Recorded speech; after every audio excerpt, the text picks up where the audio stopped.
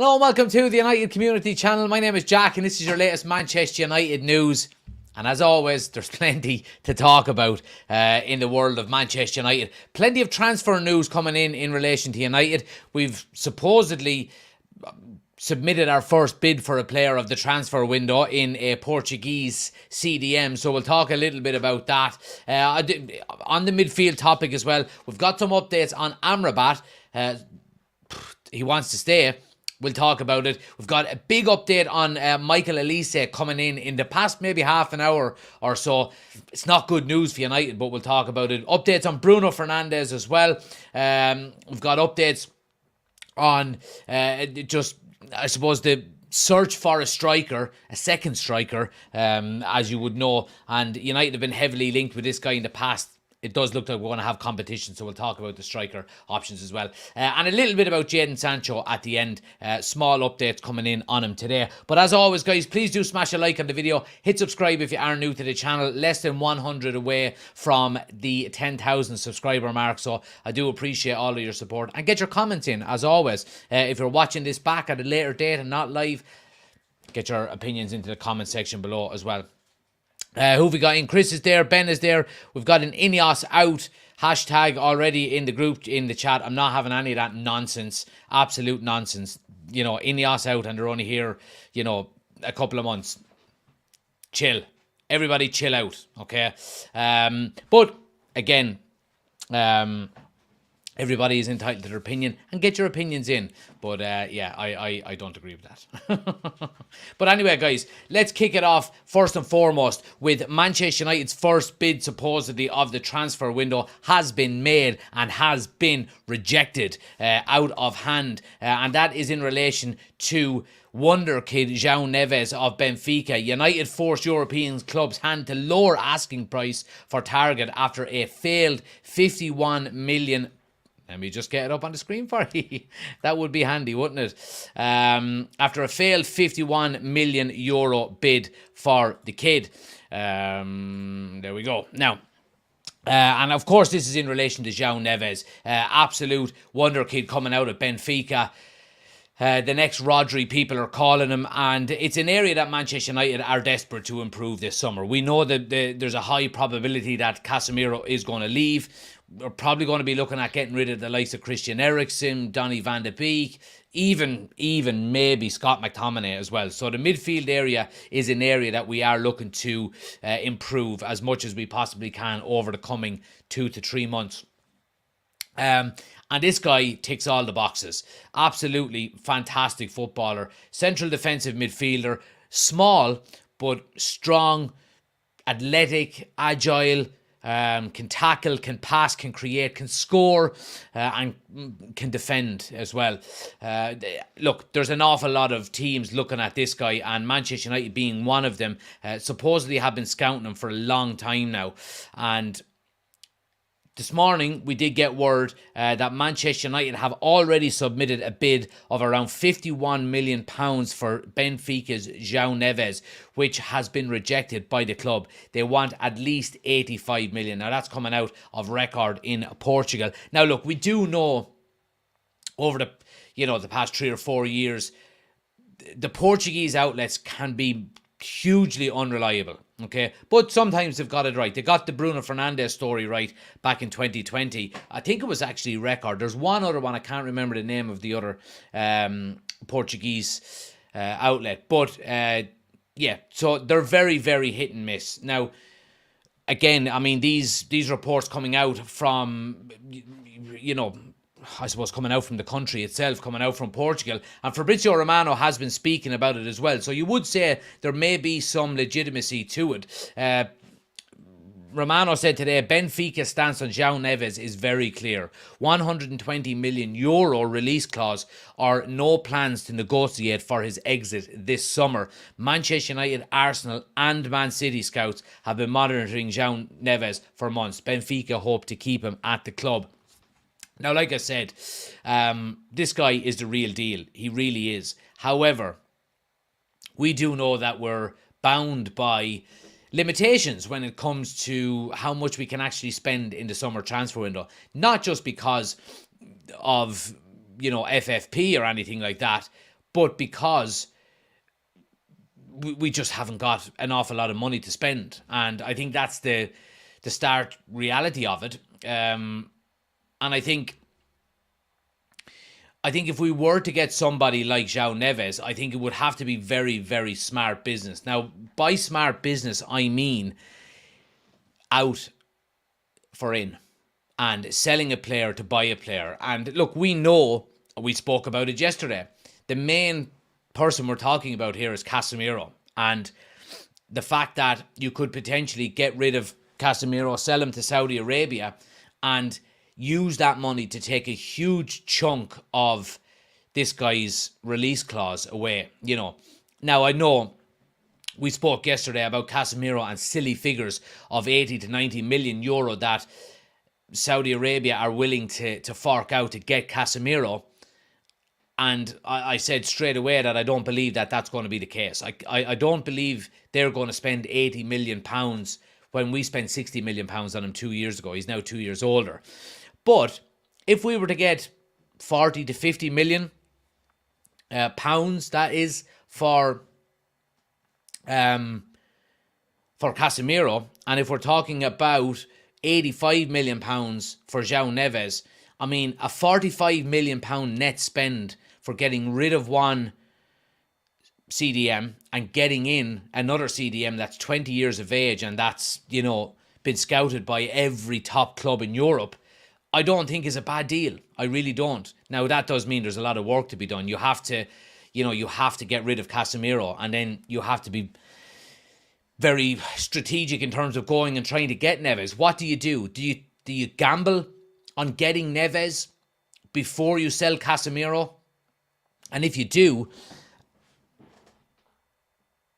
you just have to sell Casemiro. Now, I think, there are arguments as well suggesting that, if you were to get Neves first, then Casemiro, the writing would be on the wall for him, and he would go, well, look, I'm not hanging around here. He'd probably push for a move, if he hasn't already done that so far. So, look, I like Joao Neves. I really do. And I think he would be the ideal fit for what we need in that midfield.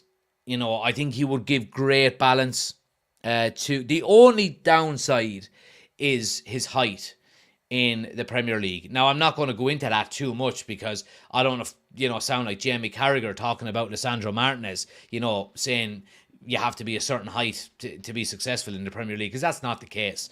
This guy is small, he's stocky, he's fucking strong. And I think he would be absolutely ideal for what we need. I would love to see a midfield of Neves, Menu and Bruno Fernandes. That would just have such great balance to it.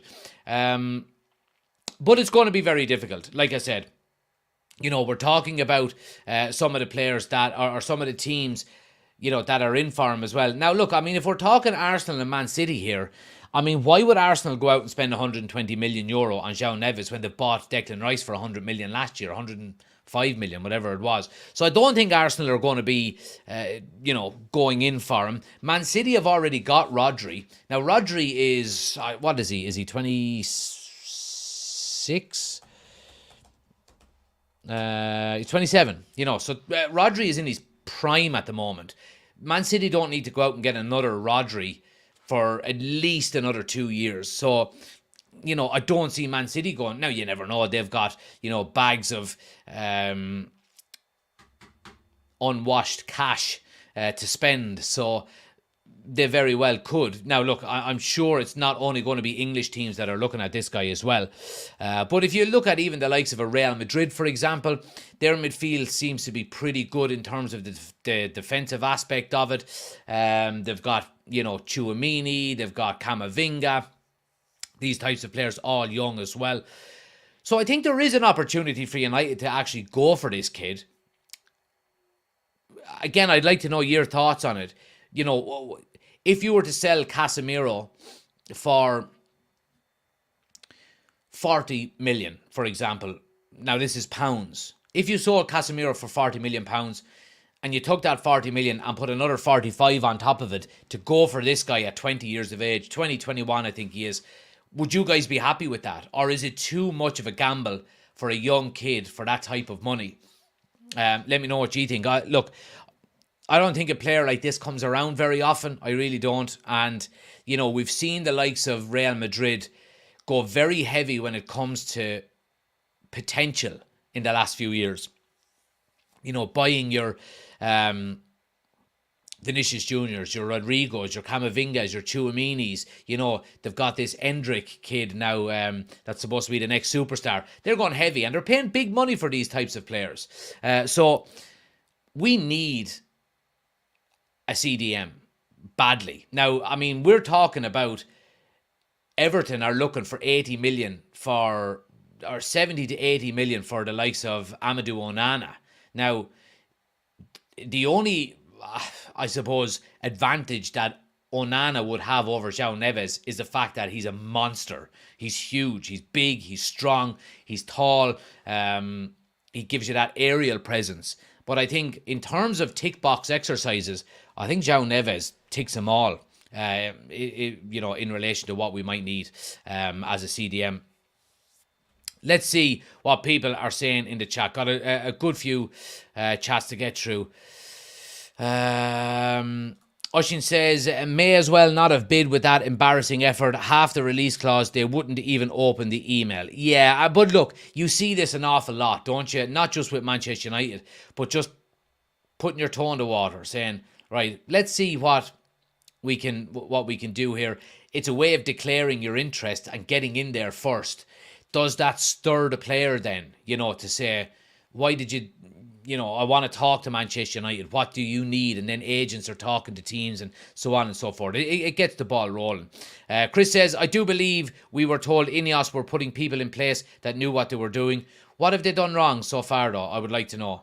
I don't see what people in the background have done wrong. Dan Ashworth is not even there yet. Jason Wilcox and Omar Barada and Dave Brailsford. I mean, the transfer window is not even open yet and we're already negotiating with players. That's what we wanted. You know what I mean? That's exactly what we wanted. Rashid says, if Man United get 38 million offer, I'm probably going to take Al Nassr bid to let him go. Joao Neves is class, says Chris. He won't come play for the classless in Ineos and Glazers. You were on one tonight, man. You got out the wrong side of the bed. Let's see. Dylan says, out of all the players United bought for over 70 million, did fuck all and flopped. So I don't want to spend so much on him and then he flops. It's a good point. Yep, it is a good point. And sometimes the weight of the price tag, can determine the outcome of the player's career. Oshin says they're doing it because they're ambitious and want to improve their teams and create competition. We're currently trying to get out first 11 or to get our first 11 right. Yeah, but you have to start with the first 11. That's the thing, and it's mismanagement over the last 20 years that has led us to this position. But like we said before, patience is going to be required here. City could play Rodri and Neves together and not have to worry about losing the midfield. Rajat says maybe Madrid wants to get everybody. Got Valverde as well. Darryl says Ineos and the Glazers are cut from the same cloth, lads. Lads, can we all just chill out a little bit here about Ineos? I mean, let's just relax. I mean, we're working on transfers in the background. It's quite clear that we are. We're waiting on a decision on Eric Ten Hag's future. Maybe that decision is already made. I don't know. Let's all just take a deep breath. No signing over 60 million for me, says Ajinkya. Chris says, if we sell Casemiro for 40 and spend 45 million pounds for him, of course it's a good deal, but Ineos are not capable of this. Well, how do we know? How do we know Ineos are not capable of this? You're doing something. You're all plotting together here now just to fucking annoy me because you're all in the one boat and I'm in another one. So, chill out. Oshin says, we need to spend or we're looking at mediocrity and another mental health warning of a season. Yeah, absolutely. But are they United quality CDMs? Fuck off, ye absolute knobs. I'm anti. I'm absolutely anti. So I am, ye fucking dickheads. Winding me up here. If we don't start doing some business soon, it's not top four we'll be competing for. It'll be to avoid relegation. Well, look, I mean, things are happening in the background. That's all we can say at the moment. Nobody has signed anybody yet. Because the transfer window is now open. Now, I do know Chelsea announced today, didn't they, that that guy from Fulham, the centre back, is after signing for him. They confirmed that today. Chris says, we are not negotiating with players. We're putting in ridiculous bids. We don't even have a manager yet. Well, we do. And they're still debating on Eric Ten Hag. Any news on Ten Hag yet, says Dylan? Not as of yet. Ocean says, we're not negotiating with players though, Jack. We are diverting from the ineptitude. 10 days to decide about Eric Ten Hag. Let's not forget, lads, Jack is a Glazers apologist. Jesus Christ. Why not get someone like Joao Paulinho for midfield, Prem proven as well? Yeah, and look, and that's what we've been saying, Dylan, a lot over the last few weeks, that there are options out there, and we need to be smart in the transfer window. But like I'm saying, if we could offload Casemiro and get some decent money in for him and put that money towards this guy, Joao Neves, then I'm all for it. Did you see Chelsea are preparing a meeting with Elise? We're going to get on to Elise now, guys. And some big updates in... Oh, no, sorry. Before we get on to Alicia, I do want to talk a little bit more about the midfield. And Sofian Amrabat, reports today are suggesting he does want to stay at Manchester United and enjoys living in the city. Now, living in the city means nothing, really. But the important thing here is that he wants to stay at Manchester United. Now, the Fiorentina president has been speaking as well. He says he does want him back, but he's quite aware that he does want to move on, and there are interested clubs in him. But he has also said that Manchester United have not made a decision yet. Now, I don't know if there is a time frame on this.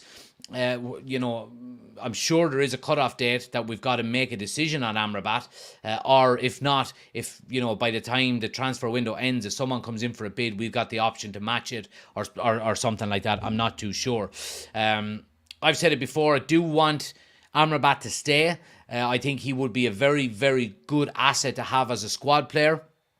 We've seen some really good performances on the back end of the season from him, and no more so than the FA Cup final. I thought he was absolutely outstanding. So, yeah, look, I would like him to stay, and it goes back to the point that we were talking about there about starting 11s, and we're building an 11. We said this before, we also need to build a squad. We need to build depth. And I think this guy, for the money we could get him for, would give us much needed depth within that midfield. You bring in a Joao Neves, get rid of Casemiro, and Amrabat as your backup. I'm okay with that. That is a good, that's a good two options to have as two CDMs in your club. And I don't think many people would disagree with that, to be quite honest with you. Just to say, Jack, there's no plot tonight, no wind up, just a lot of anger out there, man, and you're getting the brunt of it, I'm afraid. Well, that's okay. That's what we're here for. Vent in the chat, guys. That's what it's all about. He will be a good squad player, says Chris. Absolutely. Jinkia says, keep him and buy Fofana. We'll keep Amrabat, says Raja, at 95%. Chris says, I like Fofana from Monaco, Ederson from Atalanta. He broke up Leverkusen's midfield in the Europa final. And Dylan says, do you think Ipswich will do well in the Prem this season? Yeah, I think they will. It's always hard for a team coming up to stay up. A lot of the time they do go back down. But, I mean, McKenna has got 2 promotions in 2 seasons, so all signs point towards him, doing another good job. You would hope he gets backed as well and gets some players in throughout the summer. Now, moving on, I want to talk about Michael Elise and some major updates from Academy Scoop in relation to Michael Elise. Now, look, as we said, this guy on Academy Scoop is kind of an up-and-comer in relation to Manchester United reports. And he's got a lot right recently. He has been saying today that despite holding Michael Elise in high regard, a right winger doesn't rank as highly on Manchester United's priority list as some have alluded to. Ineos are focusing their efforts on defensive and and midfield signings. Talks are underway with reps of potential targets. Now, it does go on to say as well that Chelsea will meet with Michael Olise's representatives in the coming days to proactively conclude a deal. They are talking aggressively, or they are taking aggressive measures to ensure they beat Manchester United to his signature. Now, another report today suggested that Michael Olise's heart is saying Manchester United, but he is going to weigh up all the options in terms of, where he can get Champions League football the quickest, the pay package, lifestyle, so on and so forth. But he is leaning towards Manchester United at the moment. I said this a month ago, 6 weeks ago, about Michael Olise. I said I would love for him to sign for Manchester United, but I also said I didn't think that right wing was going to be a priority. Now, it is quite frustrating that, we've also said before, you can, just because an area is not a priority doesn't mean you shouldn't sign a player there if a player becomes available. Now, we're talking about a player who could fit directly into that right-hand side for Manchester United and do a good job, I think. And like we said before, Premier League proven, is able to score, is able to assist, is able to take on a fullback, which I do like to see. We haven't had one of them on the right wing for a long, long time. So the fact that Chelsea are looking to, push ahead and get the jump on Manchester United on Michael Olise is worrying, it has to be said. I don't know where they're getting the money from, if I'm being honest with you. They're going to have to sell a lot of their players this year, this summer, but so are we. So we're in a very similar situation, not identical situations, because we need to sell because we need to rebuild. Chelsea need to sell because of financial fair play, and there's two big differences there. So, there's talks of Chelsea having to sell the likes of Conor Gallagher, maybe, their homegrown players, because it's all pure profit. I think there's going to be big uproar at Chelsea if that's going to be the case. But like I said, we've called it before that Manchester United's priority is not going to be that right-hand side. But that doesn't mean when somebody like Michael Olise comes up, you don't go for him. Now, look, I mean, just because Chelsea are looking to talk to his representatives, this week, doesn't mean by any stretch of the imagination that they're leading the race to sign him.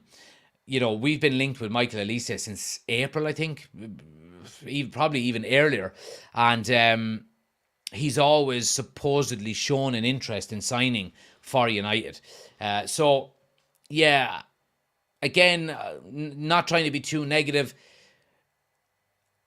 I think this is where you're seeing a kickback from not having a definitive answer on who your manager is going to be. I don't know. You don't know. Nobody knows except for Michael Olise. He might not be signing for Manchester United at the moment because he's waiting to hear on who the manager is going to be. So, for that reason alone, I think, we need to get our act together and we need to start pressing on. And, if you're going to sack Ten Hag, sack him and bring in the manager you want to bring in, even though I don't agree with it, or just back him and let's get on with business. Let's get down to business. I don't gonna time to play around. What is this? So, yeah, as Eminem said. So, yeah, look, I mean, Michael Olise to Manchester United by no means is off the cards, but we need to start moving, and we need to start moving fast, because if we don't, we're going to see ourselves falling behind again. And what happens when, what do United do historically? Not saying it's going to happen again, but historically, what do Manchester United do when they don't have a fast start to a transfer window? We panic buy come the end of the transfer window. So if Chelsea are already looking at, advancing talks with Michael Olise, and Manchester United are dragging their heels because we haven't got a manager yet, we're going to see similarities to last year, the year before. Chase Frankie de Jong all season and then panic by Anthony and Casemiro at the end of it. So I just don't want that happening again. Announce who the manager is going to be, if it's Ten Hag or not. Let's start getting business done, because, we're holding up proceedings because players are not going to sign for a club unless they know who the manager is. Not all players, but a lot of them. And that's the worry, That is the worry. Let's see what you guys think about it here. If we get Elise and we don't sell Rashford, then we have to drop either him or Garnacho next season. Yeah, well, competition, Dylan. Competition is a healthy thing, and I think we should have that. And Marcus Rashford, should be under no illusion that if we bring in someone like Michael Elise, then he's going to have to pull up his pants and pull up his socks, because there's no guarantee of a spot. And there would be nothing worse than for us not to sign a winger this year and Rashford go into another season thinking he can coast through it. Or not just Rashford, Garnacho, Anthony, Ahmad, whoever else it may be. We need a winger, I think. We don't need one as much as we need a centre-back, two centre-backs, two centre midfielders, a centre-forward, but we still need one. We also need a left-back and a right-back. So, we're pretty much talking about needing a position in every area of the pitch at this stage. So, yeah, I mean, I don't want to see us not sign a winger, because I think the chances of, guys like Anthony and Rashford, if he does have a bad season next year, are just going to coast through the season again, and we're going to have another frustrating year with them. So let's create some competition. Chelsea are on the verge of bankruptcy. They have serious FFP problems, says Chris. Rajit says, I got three right wingers. Don't really need Elise, do we? Well, we've got two right wingers. One is shit, and the other is young and average at the moment. So yeah, we do. Garnacho is not a right winger. He's a left winger, but he's been playing on the right hand side, to make up for the crap that we've seen out of Anthony. Sell Diallo for 35 mil and buy Elise for 60 net spend, as Jack likes to put it. Yeah, there you go. I mean, if you could, I would rather sell Anthony for 25 and keep Diallo. But again, I know what you're saying, Chris. I think it's easier to sell Diallo because of Anthony being on 200 grand and what we spent on him, But is there a release clause? Why is it a complicated deal? It's not a complicated deal. It's not a complicated deal. You can only trigger a release clause when the transfer window opens, but you can be talking to representatives of the player before that, and that's what Chelsea seem to be doing. Brian says, I tend to agree with that. We need a centre-back, CDM, left-back, and another striker. Unless we sell Anthony and Sancho, I don't see us going for Elise. Dylan says, would you take Bremer from Juventus? I would. I absolutely would. Daryl says, I can't understand how Chelsea aren't hit with FFP with all the spending they're doing. Well, Chelsea have, I think, a 2-year period coming up, either this year or next, I think, or maybe next year or the year after, where they're going to have to sell players. Because the way the FFP works when they're spreading out their contracts over a long period of time, it's something like that. Oshin says something similar. It's the huge contracts. It was a loophole that UEFA closed because of Chelsea. 60 mil is a lot for us at right wing this season, says Chris. Yeah, absolutely it is. It's a big chunk of that transfer budget. Again, and I go back to what we've been saying. That's why I think sales are so important this summer. We need to be selling. We need to be selling Sancho. We need to be selling Greenwood. We need to be selling Casemiro. We need to be selling Wan-Bissaka. We need to be selling one of Harry Maguire or Victor Lindelof. We need to be selling Donny van de Beek, Pellistri, fucking whoever else is there, that needs doing. We need to be selling, because it's going to create a lot more money for us. And the good thing about it is the majority of them players that I'm mentioning there, you will get minimum 30 million for. You would get 30 million for Harry Maguire, or maybe not Lindelof, but I think you would get it for Harry Maguire.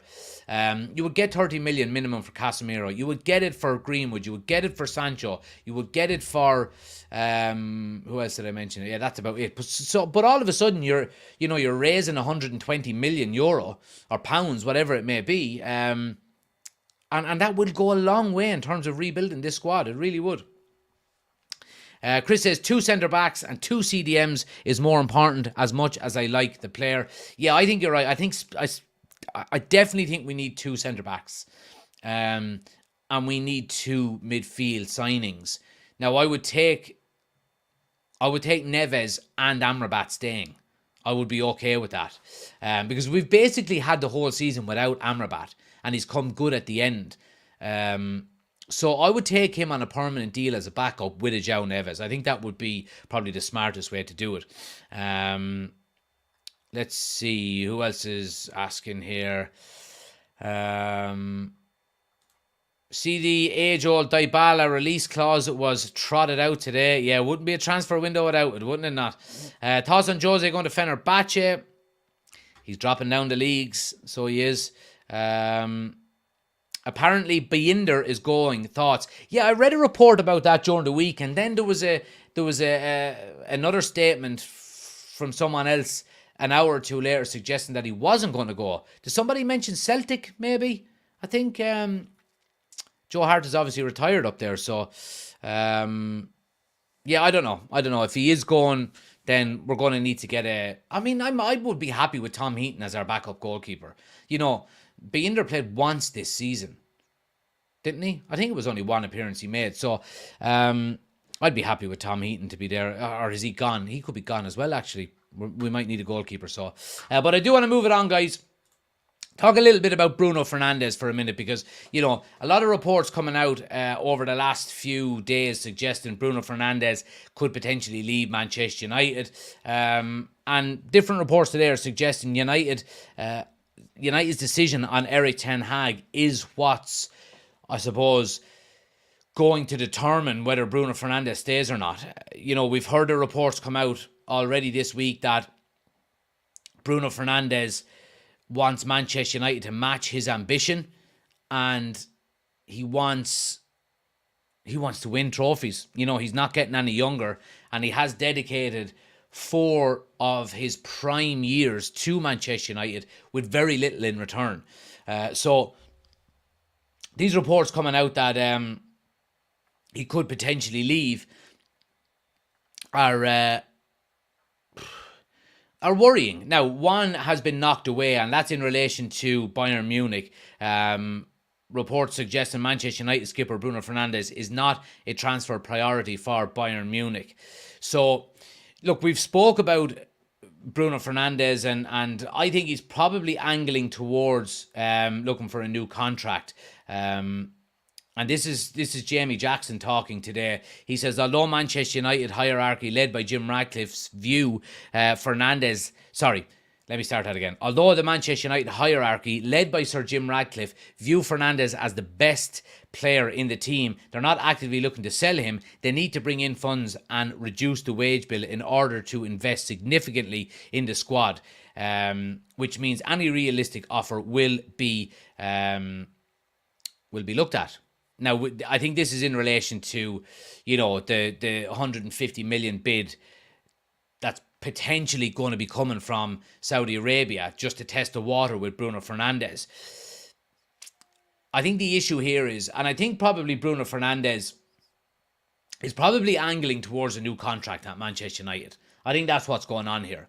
And I'm okay with this. You know, we see these reports all the time when players are looking for new contracts. We heard that he's looking to be brought up in line with Marcus Rashford. And, I mean, what is he currently on? Let's have a look here and see. Let's see what he's on.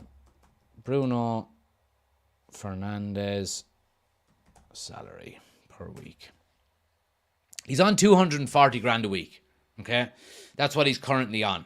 Now, if he's... And let's look at the two main teams that have been linked with Bruno Fernandes so far this summer have been Bayern Munich and have been Barcelona. He will not get 240 grand at either of them clubs.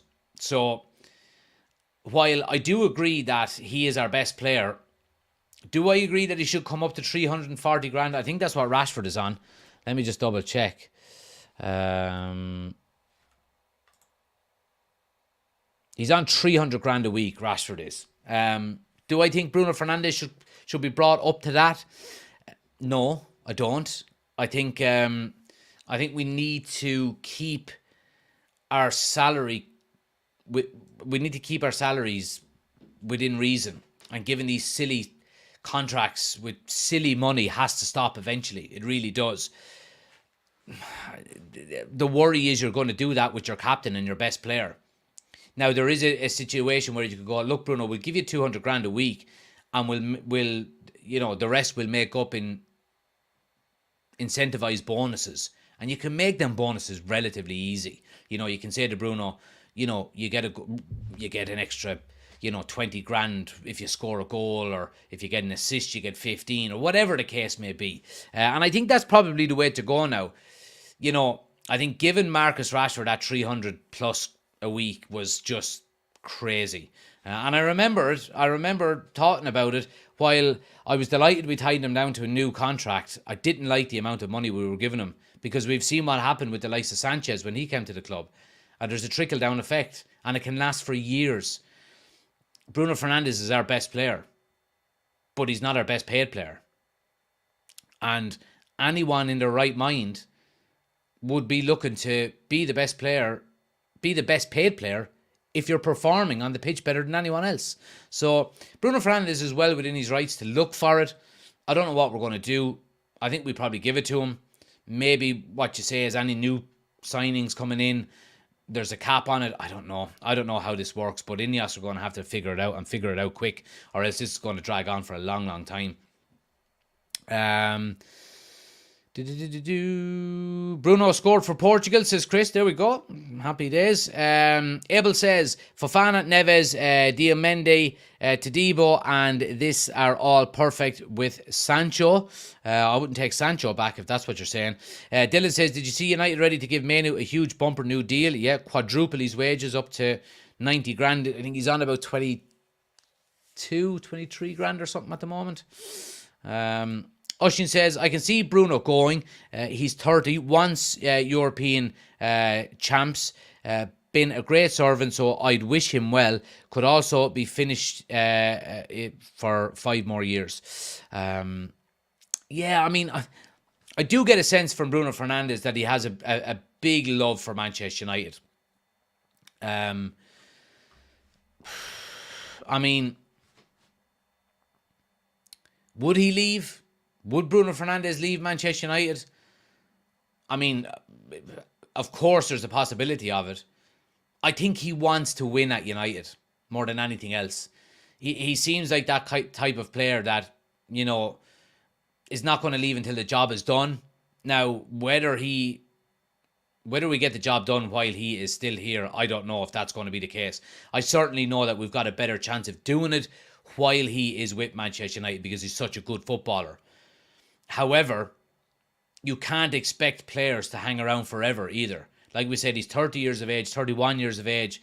He's got one more big contract left in him, or one more big move potentially. So does he stay at Manchester United? I hope so. Can I see him leaving? I think it's a possibility. Will he leave? I don't think he will. They're all going to Dortmund. Oh, yeah, that's in relation to that. Saw something about quadrupling his wages. Yeah, there we go. Everywhere Bruno is going to win, another club is going to pay it, or Man United will match his wages. Oshin says, Barca haven't a pot to piss in. No way they're paying anything near our valuation for Bruno. Try Parrot 2-1, 91st minute. Happy days. Go on the boys in green. Dara says, I forgot Parrot even played football. There we go. So yeah, I mean, look, Bruno Fernandes, let's keep an eye on it over the coming weeks, because I don't think it's going to be one that goes away. Please do smash a like on the video as well, guys, if you haven't done so already. Check out our second channel as well. Like I said, scan the QR code, or the link is in the description on YouTube. Football Community Channel. We're doing all of the watch-alongs for the Euros over there, so make sure you are subscribed to the channel before the Euros start, because it's going to be a busy one. I'm going to try and do a watch-along every second night, at least. Now, obviously, if there's big games in between, I will be doing them as well. But I'm going to try and do a watch-along at least every second night throughout the Euros, throughout the group stages anyway. So really looking forward to it. Make sure you're subscribing.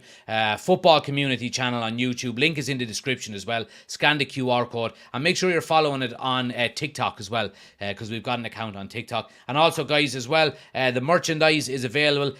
Some orders coming in the last few days as well, since we've been promoting it. So I do appreciate all the support from everybody. Use the code UCC at checkout to get 10% off as well, your complete order, and you can use that code as many times as you want. So if you come back and order a second, third, fourth, fifth time, use the code each time, you get 10% off. So I appreciate it. Go check it out. There's my favorite one, the Youth Trinity. It's been a hot seller as well. There's been a good few people buying it, so I do appreciate the support. If you want to get yours, I don't know, for pre-season, go check it out. Go check it out. But anyway, I want to talk a little bit for a minute, guys, before we finish up, about the pursuit of a second striker this summer. And obviously we know Rasmus Højlund has been leading the line on his own this season for us, and he is going to need some help in the upcoming season. So it's a high priority, getting in a second striker. And Fabrizio Romano has been speaking today about Benjamin Sesko. Yes, him again. Manchester United, Chelsea and Arsenal have all put their projects on the table to Benjamin Sesko. Sesko has now decided Benjamin Sesko has to decide if he wants to leave RB Leipzig, because they've offered him an important proposal. So RB Leipzig have offered him a new deal. Manchester United, Chelsea and Arsenal have all put forward their proposal to the player and the player's representatives. So it goes back to what we've been saying at the very start. We are talking with players' agents. We are doing it. There is work going on in the background. And Benjamin Sesko seems to be one of these players. There is going to be competition for Benjamin Sesko. Like I said, Chelsea, Arsenal are both interested in him, along with Manchester United. From a United standpoint, I think Benjamin Sesko is, and the type of player that he is probably the best option for our second striker. Not that he is going to be our second striker, but I think getting in another young player like Rasmus Højlund, where you can rotate them in and out, is the best way to go about it. If you were to bring in an Ivan Toney or a Harry Kane, for example, or a Victor Osimhen, they're going to want to play every single game of the season because of their profile, because of their age. Whereas if you're bringing in a Benjamin Sesko side by side with Rasmus Højlund, you could nearly play them together at different points throughout the season. I think it would provide a lot more stability to the forward line. You know, both players wouldn't mind not playing every game because of their age, and they're still learning. And you would hope that they can, hit it off together and start scoring goals. So I think that's the best way United are going to do it this summer in terms of buying a second striker. I really do. What do you guys think? Laser says, I doubt we'll be lucky enough to get Sesko. He's already linked heavily with Arsenal and clubs in the Champions League. He's also a player who looks like he wants to play Champions League football, so I doubt we'll get him. Yeah, look, I mean, I agree with you, Laser. I don't think there is... I think we're going to come up against that an awful lot this year because we don't have Champions League football. Now, Europa League is there. And I know Europa League is not Champions League, but it's still Europe. And it's an opportunity, a big opportunity, in my opinion, next season to win a trophy. And you would hope young players like this, the Benjamin Seskos of the world, who are, 20, 21, 22 years of age, to say, right, one season in the Europa League is not going to kill my career. I want to play for Manchester United. So I'll sacrifice not playing in the Champions League, hopefully, for one season. And hopefully we'll be back into it next year. But again, I mean, there's a big chance that he stays in Germany as well. Like I said, RB Leipzig have got a new deal on the table for him. But yeah, I mean, the Premier League is a massive draw. When you're looking at Chelsea, for example, I mean, Chelsea are going to be linked with everyone this summer. But I think Arsenal are probably going to be the number one contender when it comes to Benjamin Sesko. They're desperate for an out-and-out goal scorer, aren't they? A real solid number 9. And I think he would provide that. We've got one with Rasmus Højlund, albeit he's young. Sesko is young as well. So Arsenal would have to, deal with that issue also. But look, I mean, the chances of us getting him, does he have a release clause? Let me have a look here. I think there was a release clause put into his contract last year. Was there? Clubs are hoping to strike an agreement in the region of 40 to 45 million for the 21-year-old, whose 55 million pound release clause expires at the end of June. Okay, there we go. So he currently does have a release clause of 55 million, which doesn't look like at the end of June. Yeah. Yeah, so this is one that's going to run on, really. I mean, clubs are not going to pay 55 million. Well, maybe they are. I mean, it depends on how desperate you are for it. I mean, United could go in with 55 million if no one else is doing it, trigger his release clause and just, start negotiating. I think you would have a domino effect if that was the case. If Arsenal heard United triggered the release clause, they'd be straight in with the same offer. But Benjamin Sesko, if he does move away from RB Leipzig, that's probably not going to happen till middle to late July at the earliest, because clubs are going to say, well, we're not paying 55 now.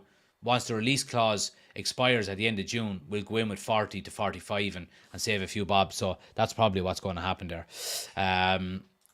But yeah, that's small bit quickly, guys, before we finish up on Jadon Sancho. Manchester United are planning talks with Jadon Sancho this summer. Obviously, his future is still up in the air. According to reports by ESPN, Manchester United are planning to hold talks with Sancho before deciding his future. Is understood Sancho will be offloaded permanently this summer. Let's see. Yeah, not an awful lot there. He returned to Dortmund. Yeah, so the reports were suggesting, I've seen it on Twitter as well, that Jason Wilcox and there's one more person, I can't remember his name, will be sit down and speaking with Jadon Sancho in the summer before a decision is made. Now, before we all lose the fucking rag that, they're sitting down with him because Ineos want to bring him back, it's not the case. We have to sit down with Jadon Sancho. We have to talk with him. We have to negotiate with him. We have to, obviously, by the time that happens, you would expect our manager will either be here or gone.